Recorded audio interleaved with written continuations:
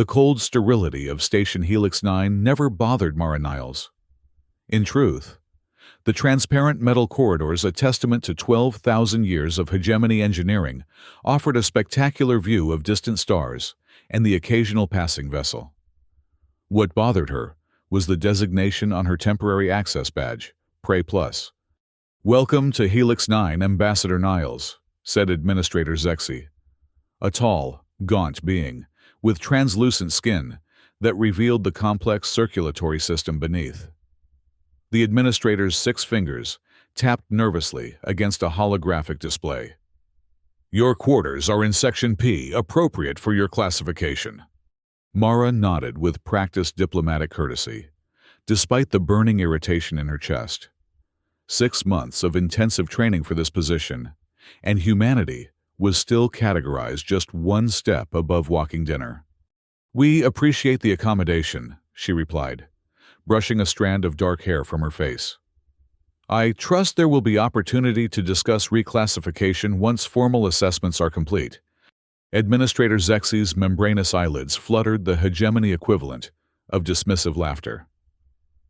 "Classification is not a negotiable matter, Ambassador. It is determined by biological imperatives and 12 millennia of careful documentation across 17 galaxies." "And yet," Mara continued, maintaining her composure, "humans have developed technologies that have allowed us to join your interstellar community. Surely that merits consideration beyond biological determinism." Zexy's skin momentarily flushed a pale blue annoyance.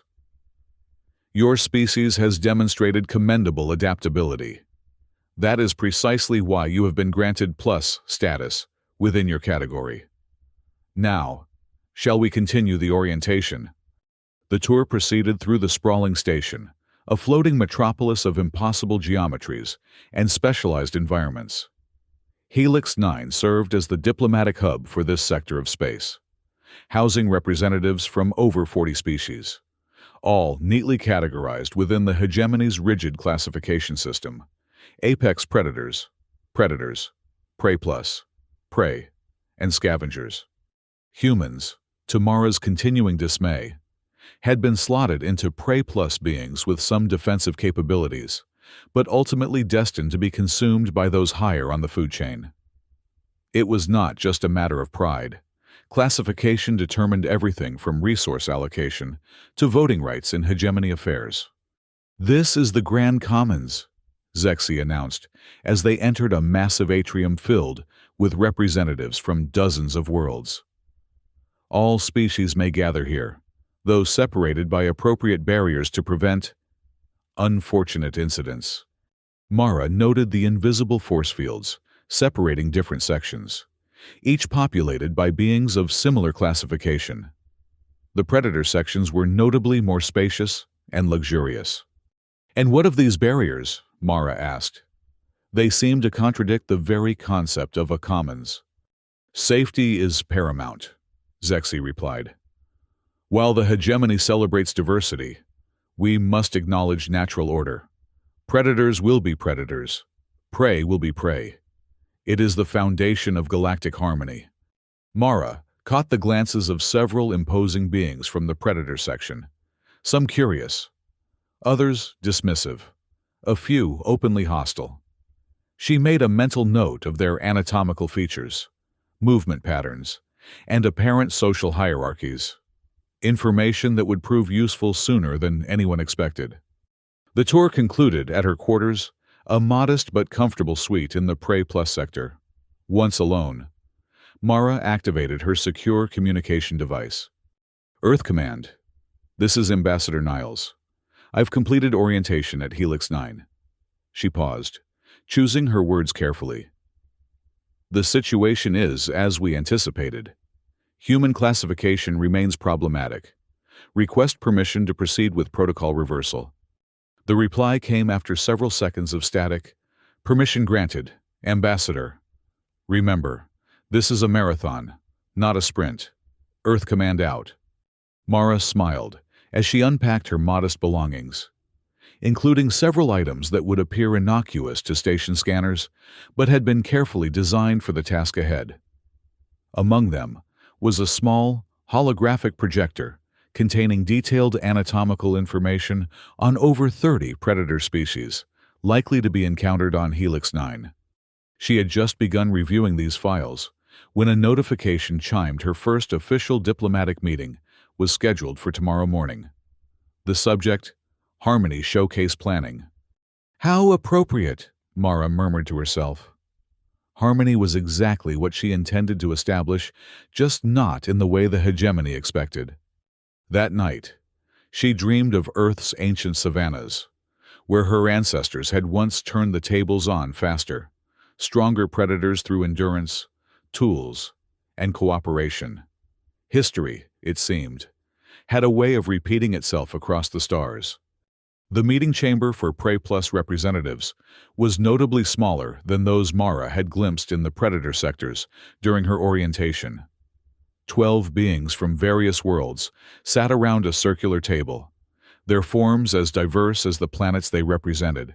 Some had exoskeletons, others multiple limbs or sensory organs unlike anything found on Earth. Administrator Zikith, who appeared to be of the same species as Zexi, but with more ornate skin patterns indicating higher rank, presided over the gathering. The Hegemony Council has determined that our station would benefit from a demonstration of interspecies harmony, Zikith announced, her voice melodic, but carrying an undertone of authority that brooked no argument. A harmony showcase will be held in Arena X in 3 weeks' time. Murmurs rippled through the assembled representatives. Mara remained silent, watching reactions carefully. The showcase will feature controlled interactions between classifications to demonstrate the natural order that underpins hegemony peace. Zikith continued. Each species will participate in demonstrations appropriate to their classification. A representative with chitinous plates covering much of its body raised a slender appendage. What exactly does controlled interactions entail for those of us in Prey Plus? Zikith's inner membranes flickered in what Mara was beginning to recognize as condescension. For Prey Plus, it means demonstrating appropriate responses to standard dominance protocols from predator representatives. Nothing dangerous, simply educational displays of the natural hierarchy. You mean we'll be bitten, Mara stated flatly, breaking her silence. All eyes turned to the human. Zikith's skin flushed that telling blue shade. Ambassador Niles. The hegemony prefers more diplomatic terminology. But yes, representatives from Prey Plus categories will experience a standardized dominance gesture from a designated predator.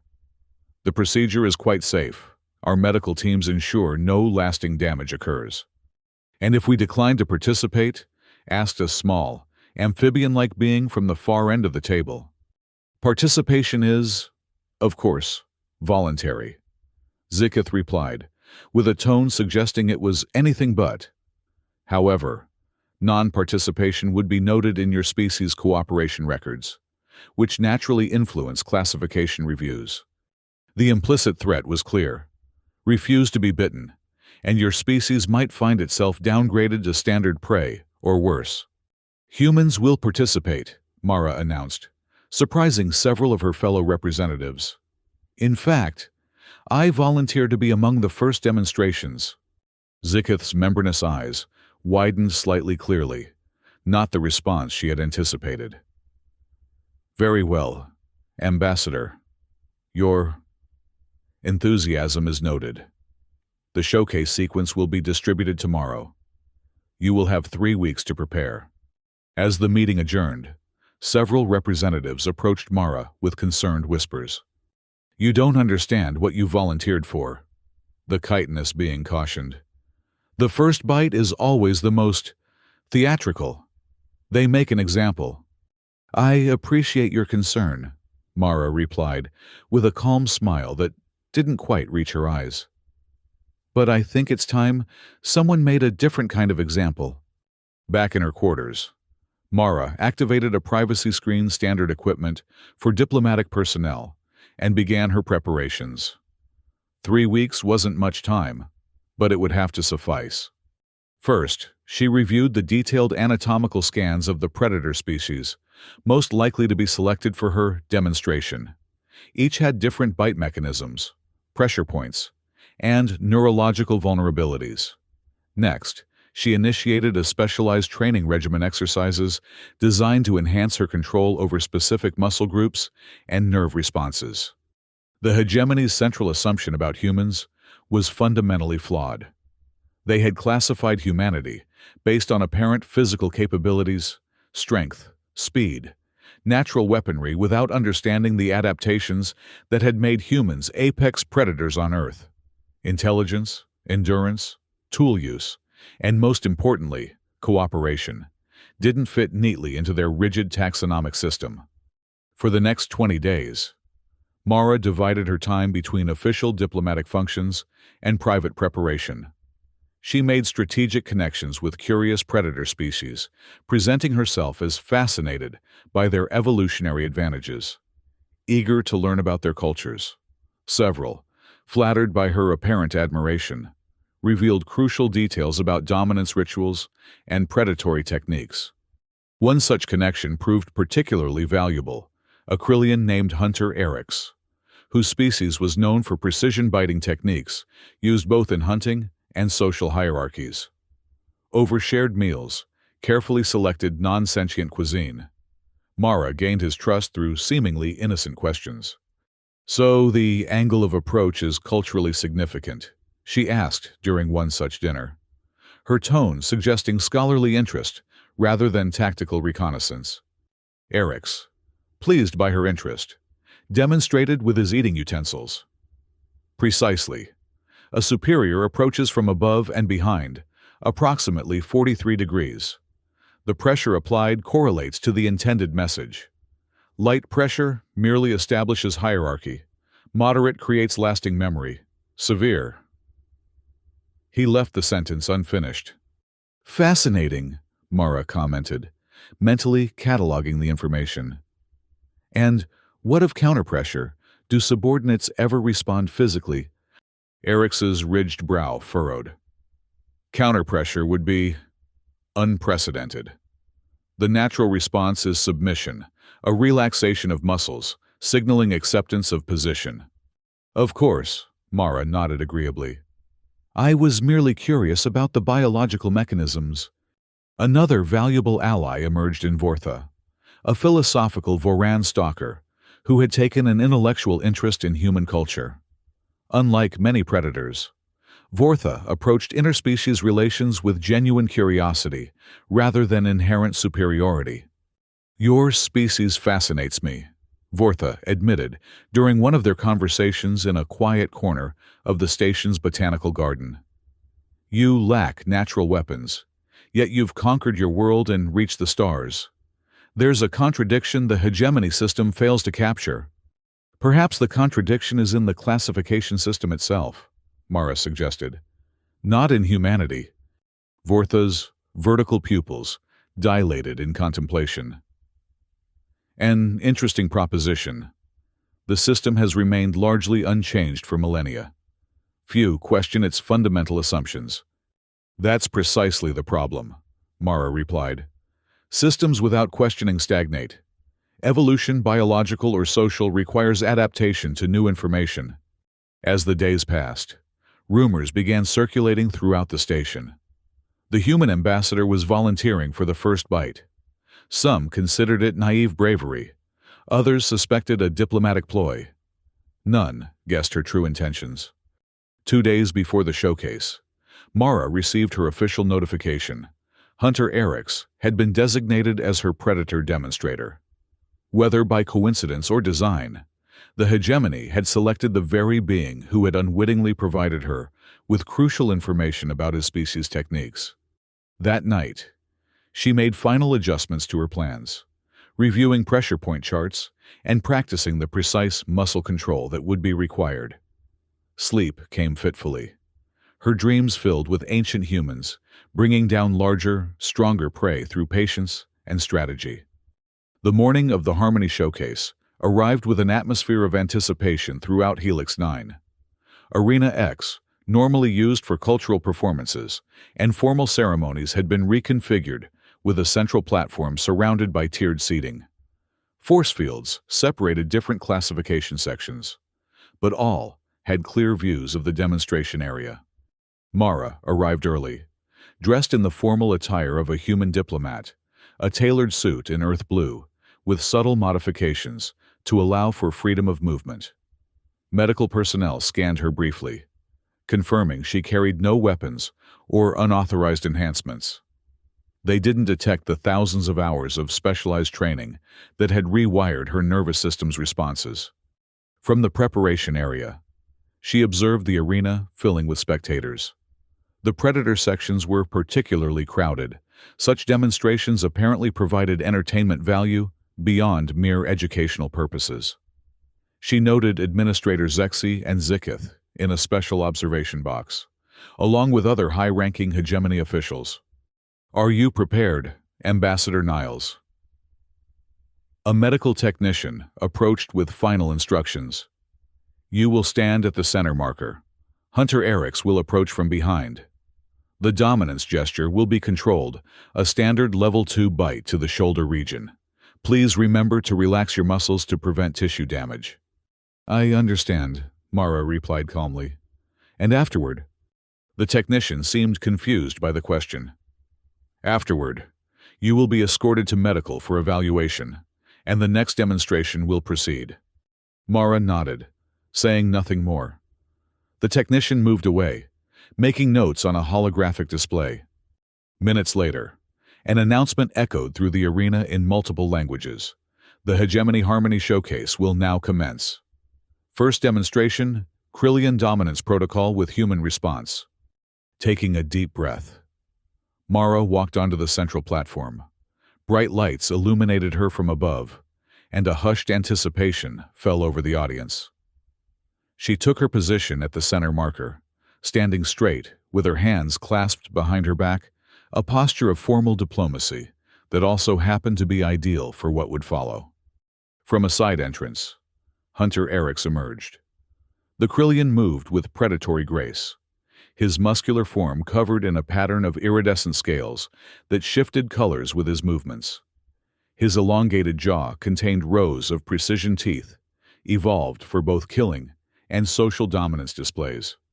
Eriks circled Mara once, establishing the ritual pattern. She remained still, only her eyes moving to track his position until he disappeared behind her. The audience watched in silent anticipation. Mara felt Eriks's approach, the subtle shift in air pressure, the almost imperceptible sound of scaled feet on the platform surface. She regulated her breathing, preparing for the critical moment. The bite came exactly as expected, from 43 degrees above and behind, targeting the junction of neck and shoulder. Eriks's teeth pressed against her suit and skin with calculated pressure, enough to establish dominance without causing significant injury. Mara did not flinch, did not pull away, but neither did she go limp in submission as expected. Instead, she turned her head slightly toward Eriks, making eye contact from the corner of her vision. "Your angle is off by approximately 3 degrees, she stated calmly, her voice amplified throughout the arena. "And your pressure ratio is inconsistent across the left incisor group." A confused murmur rippled through the audience. This was not the script. Prey did not critique Predator technique. Before Eriks could react, Mara executed the maneuver she had practiced thousands of times. A precise shift of weight, a targeted contraction of shoulder muscles, and an application of counterpressure against a specific point in Eriks's jaw structure. The effect was immediate. Eriks's bite hold loosened, not by his choice but by involuntary muscle response. His left limb temporarily lost coordination as nerve signals were disrupted by the unexpected counterpressure. Mara stepped forward, turning to face the startled Krillian. The movement was fluid, controlled not the panicked escape of prey, but the calculated repositioning of a tactical equal. "Perhaps," she addressed Eriks directly, but spoke loudly enough for all to hear, "we should discuss what humans call counter-predation techniques." The arena erupted in confused sounds, some outraged, others merely surprised. From the official's box, Administrator Zikith's voice cut through. This is not the approved demonstration protocol. Mara ignored the interruption. Humans evolved as persistence hunters, she continued, now addressing the entire arena while maintaining a non-threatening distance from Eric's. We lack your impressive teeth, Hunter Eric's, or the natural weapons of many predator species. Yet we became the dominant species on our planet. She began a slow circle around Eric's, inverting their previous positions. We didn't accomplish this through superior strength or speed. We did it through endurance, intelligence, and cooperation. With a gesture toward the large display screens around the arena, Mara activated a holographic presentation from her suit's embedded systems, a quick sequence showing human evolutionary history. Primitive humans, tracking prey across savannas, early tool use, coordinated hunting parties bringing down larger animals. The hegemony classification system fundamentally misunderstands human evolutionary strategy. Mara continued, We aren't prey that developed limited defenses. We're predators who evolved a different hunting methodology entirely. She stopped directly in front of Eric's, who had regained his composure, but appeared uncertain how to proceed with this unprecedented scenario. Would you care to assist me in demonstrating proper interspecies understanding? She asked him directly.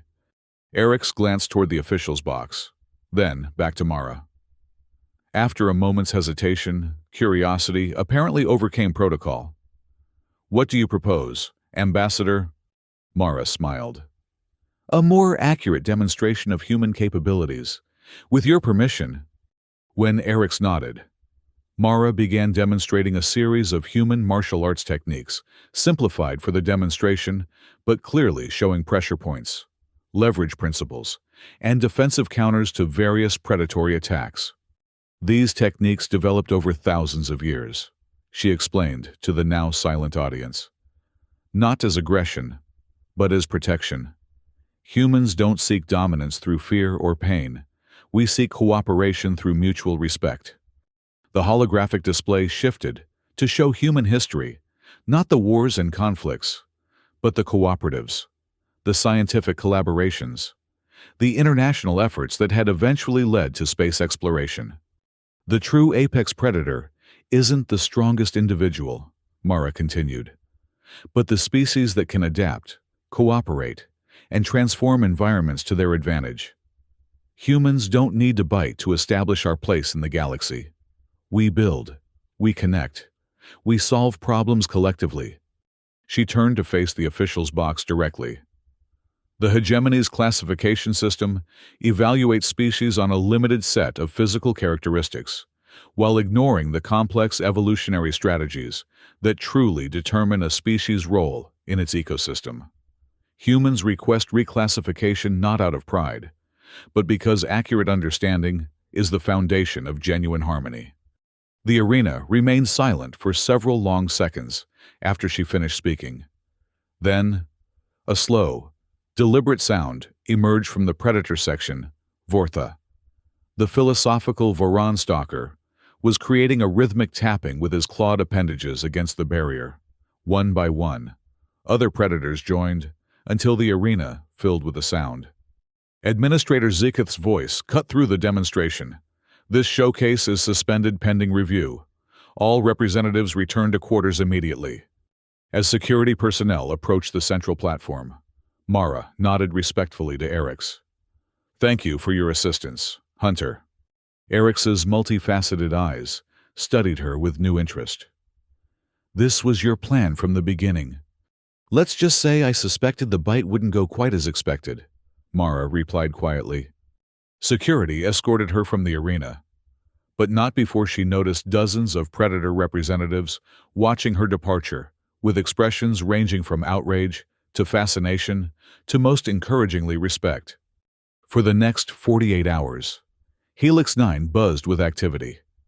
The Harmony Showcase remained suspended, and Mara was confined to her quarters, not officially under arrest, but for her protection, according to the hegemony announcement. She used the time to prepare detailed presentations on human evolutionary history, social structures, and cooperative achievements.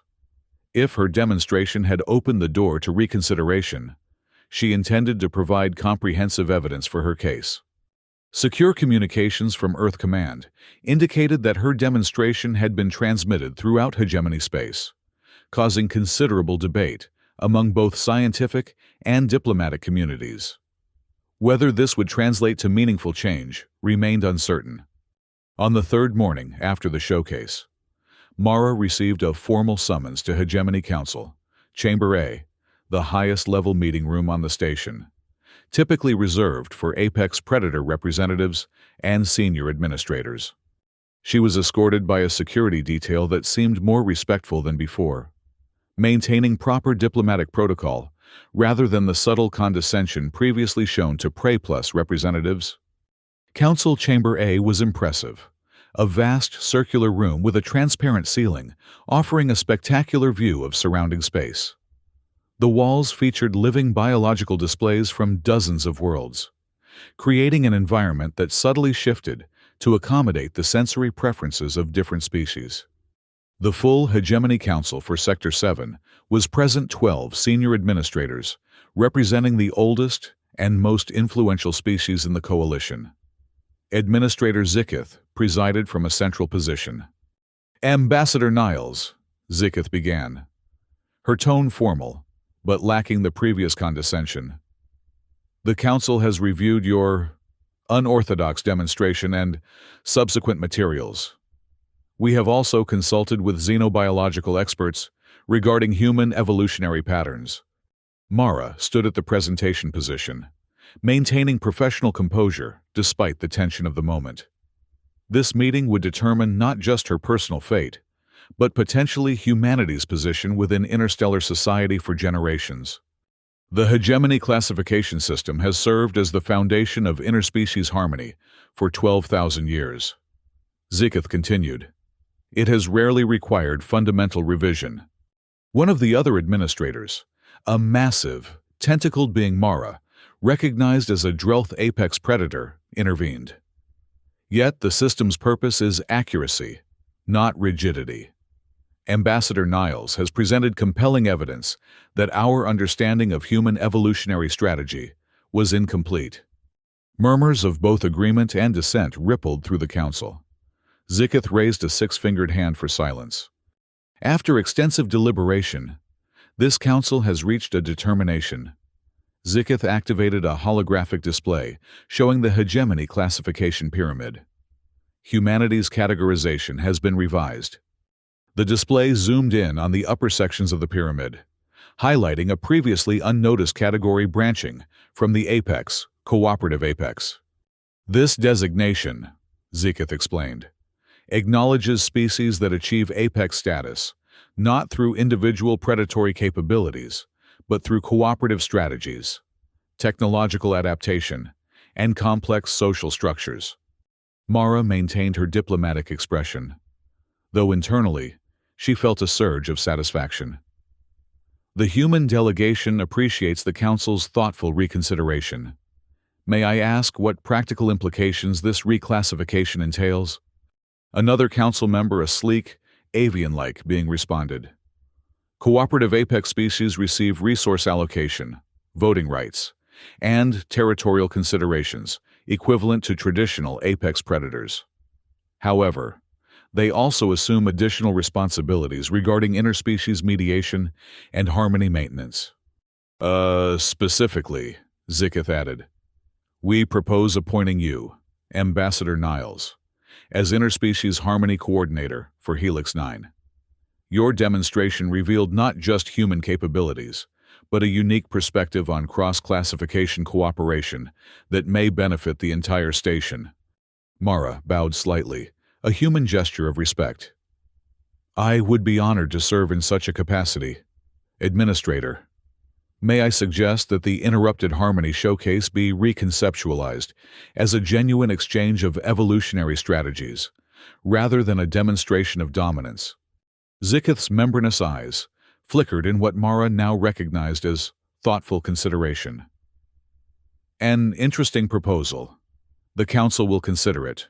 For now, Your reclassification will be announced station-wide, and appropriate adjustments to your quarters and access privileges will be implemented immediately. As the meeting concluded, several council members approached Mara privately, expressing interest in learning more about human cooperative strategies.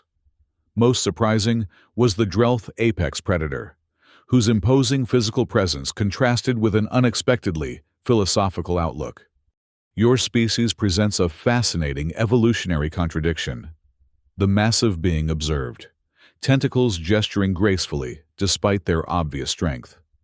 Perhaps there is much that traditional apex predators could learn from cooperative strategies.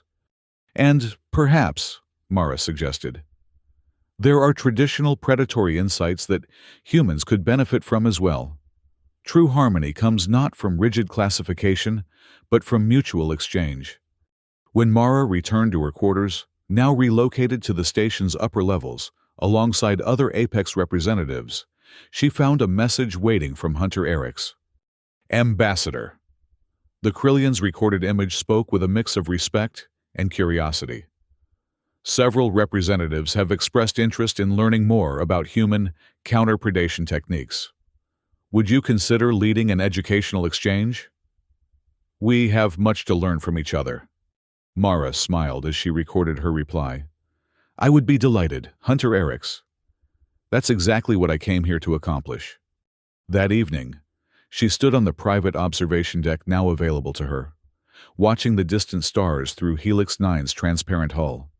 Somewhere among those stars was Earth, a planet that had shaped a species unlike any the hegemony had previously encountered. Her secure communication device chimed with an incoming transmission from Earth Command. Ambassador Niles, we've received reports of your reclassification success. Congratulations on implementing protocol reversal so effectively. Thank you, Mara replied. But this is just the beginning. Reclassification is symbolic. The real work of establishing humanity as cooperative equals is just beginning. Understood, Ambassador. How do you assess the station's response to the demonstration? Mara considered the question carefully. Better than anticipated. There's genuine curiosity beneath the initial shock. The hegemony system has been unchallenged for so long that many species simply accepted its assumptions without question. Our demonstration created a cognitive dissonance that's actually generating productive conversations. And your new position as Harmony Coordinator? An unexpected opportunity, Mara replied. It provides access and influence beyond standard diplomatic channels. I intend to use it to showcase how cooperative strategies benefit all classifications. The Earth Command representative nodded approvingly. Keep us informed of your progress. Earth Command out. As the transmission ended, Mara returned her gaze to the stars. The hegemony had existed for 12 millennia, sorting the galaxy's intelligent species into rigid categories based on teeth, claws, and hunting strategies. Yet, in less than a month, a single human demonstration had created the first new classification category in thousands of years. It wasn't just about human pride or standing. The rigid hierarchy had limited the potential of countless species, forcing artificial boundaries between beings who might otherwise find common ground. Predator and prey alike were constrained by expectations based on ancient biological imperatives, rather than evolved intelligence. Tomorrow would bring new challenges: diplomatic maneuvering, resistance from traditionalists, the complex task of reshaping perceptions formed over millennia. But tonight, Mara allowed herself a moment of satisfaction. She had let the first predator bite her, not out of submission, but as the opening move in a longer game. And in doing so, she had begun to change how an entire galactic civilization understood the true nature of power. The true strength of humanity had never been in teeth or claws or physical dominance. It had always been in adaptation, cooperation, and the ability to transform weakness into unexpected strength. Now, the rest of the galaxy would begin to understand what Earth had learned through its long evolutionary journey sometimes. The most dangerous predator isn't the one with the sharpest teeth, but the one who changes the rules of the hunt entirely. To new classifications, Mara whispered to the stars, raising an imaginary glass, and the harmony of true understanding. As if in response, a distant star flared briefly brighter before returning to its steady glow, a cosmic punctuation mark at the end of humanity's first chapter among the stars.